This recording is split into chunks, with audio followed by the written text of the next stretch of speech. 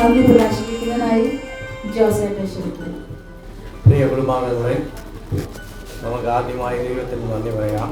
1 ദിനവൃത്താന്തം 4:10 അവിടെ നമ്മൾ കാണുന്നു, ദൈവമേ ഞങ്ങളെ അനുഗ്രഹിച്ച് ഞങ്ങളുടെ അതിരുകൾ വിസ്തൃതമാക്കണം.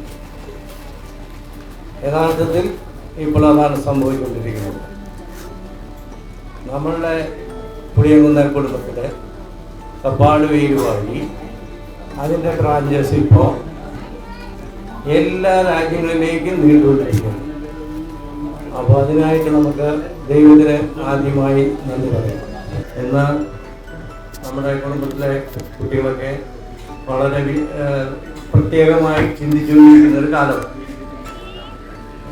ഒരു ഹൗസ് ബോട്ടിലൊരു കുടുംബ കൂട്ടായ്മ തന്നെ ഒരു പ്രത്യേക കാര്യമാണ്. ഇനിയിപ്പോൾ ഒരു 100ാമത്തെ നമ്മുടെ കുടുംബയോഗം ആകുമ്പോഴത്തേനും ചിലപ്പോൾ ഒരു ചാർട്ടേഡ് ഫ്ലൈറ്റിലോ ഒരു സാറ്റലൈറ്റ് സ്റ്റേഷനിലോ ഒക്കെ ആകാൻ മേലായില്ല. അപ്പം എല്ലാവർക്കും നന്ദി പറയാൻ പോകുന്ന കൂട്ടത്തിൽ നമ്മുടെ പക്കച്ചമ്പാപ്പിൻ്റെ കാര്യം പ്രത്യേകിച്ച് ഞാൻ പറയുന്നു. പക്കച്ചമ്പാപ്പിന് ഈ നിങ്ങളെല്ലാവരുടെയും പേരിൽ പ്രത്യേകം നന്ദി അറിയിക്കും. പ്രായത്തെ അവഗണിച്ച് ഷുഗറൊക്കെ താന്നു പോകുന്നുണ്ട്. ഇളമ്മമാർ എല്ലാവരും വളരെ ബുദ്ധിമുട്ടിയാണ് ഇന്ന് നമ്മുടെ കൂടെ വന്നിരിക്കുന്നത്. അവർക്ക് 4 പേർക്കും നിങ്ങളെല്ലാവരുടെയും പേരിൽ നന്ദി അർപ്പിക്കുന്നു. പിന്നെ നമ്മളുടെ സ്പിരിച്വൽ ഗ്രൂപ്പുണ്ട്. പ്രാർത്ഥന എല്ലാവരുടെയും മൊബൈലിൽ മിക്കവാറും ദിവസങ്ങളിലുണ്ടായിരുന്നു. പലരും സ്ക്രോൾ ചെയ്ത് കഴിഞ്ഞു, കുറച്ച് പേര് പ്രാർത്ഥിച്ചു. ഏതായാലും നിങ്ങൾ നമ്മളെ നന്നായിട്ട് അനുഗ്രഹിച്ചു. വളരെ മനോഹരമായിട്ട് ഈ പരിപാടികൾ ആസൂത്രണം ചെയ്യാൻ സാധിച്ചു.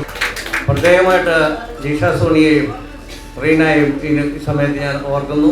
അവരുടെ പ്രാർത്ഥനകൾ, നമ്മുടെ പ്രാർത്ഥനാ ഗ്രൂപ്പ് അവർക്ക് നമുക്ക് വേണ്ടി പ്രാർത്ഥന അയച്ചു തന്നതിനും പ്രത്യേകിച്ച് നന്ദി പറയുന്നു.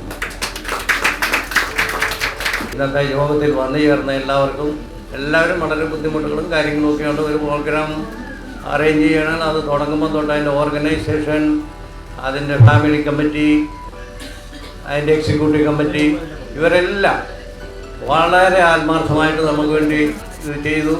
ഇപ്പം തന്നെ ഇത്ര മനോഹരമായിട്ട് ഈ പരിപാടികൾ ആസൂത്രണം ചെയ്തിരിക്കുന്നു. എല്ലാവർക്കും ഞാൻ സമയം നീട്ടുന്നില്ല. എല്ലാവർക്കും പ്രത്യേകം നന്ദി അർപ്പിച്ചുകൊണ്ട് ഞാൻ വാക്ക് അവതരിപ്പിക്കുന്നു.